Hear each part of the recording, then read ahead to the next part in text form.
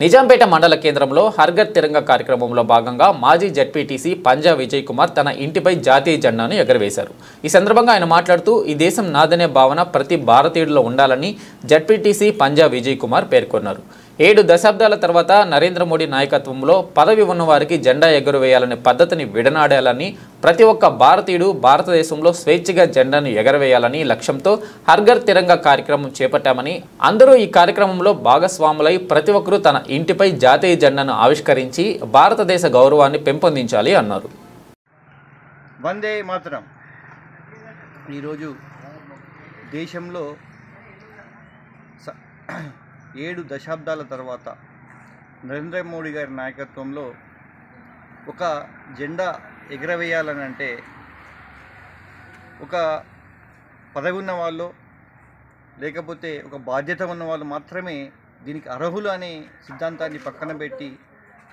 భారతదేశంలో పుట్టినటువంటి ప్రతి పౌరుడు కూడా స్వతంత్రంగా నాకు స్వతంత్రం వచ్చింది, ఈ త్రివర్ణ పతాకాన్ని నేను కూడా నా ఇంటి మీద ఎగరవేస్తాననే సంకల్పాన్ని కల్పించి వాళ్ళను స్వయంగా వాళ్ళని ఇంటి మీద ఎగిరి విధంగా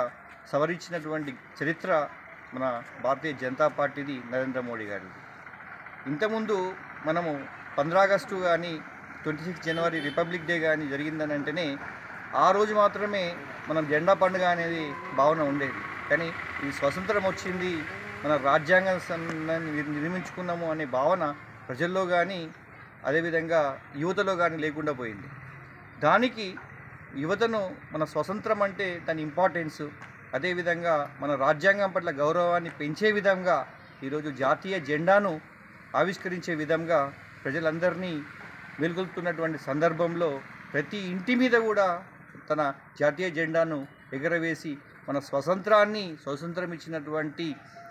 ఫలాలని అందరం ఏ విధంగా అనుభవిస్తున్నామో తెలియజేయడానికి చేస్తున్నటువంటి చిరు ప్రయత్నమే ఈ హర్ఘర్ తిరంగా యాత్ర। కాబట్టి ప్రతి ఒక్కరు కూడా తన ఇంటి మీద జాతీయ జెండాను ఎగరవేసి దేశం యొక్క గౌరవాన్ని సార్వభౌమత్యాన్ని కాపాడాలని కోరుకుంటూ నరేంద్ర మోడీ గారి పిలుపుని ప్రతి ఒక్కరు గౌరవించాలని తెలియజేస్తూ జై హింద్, భారత్ మాతా కీ జై।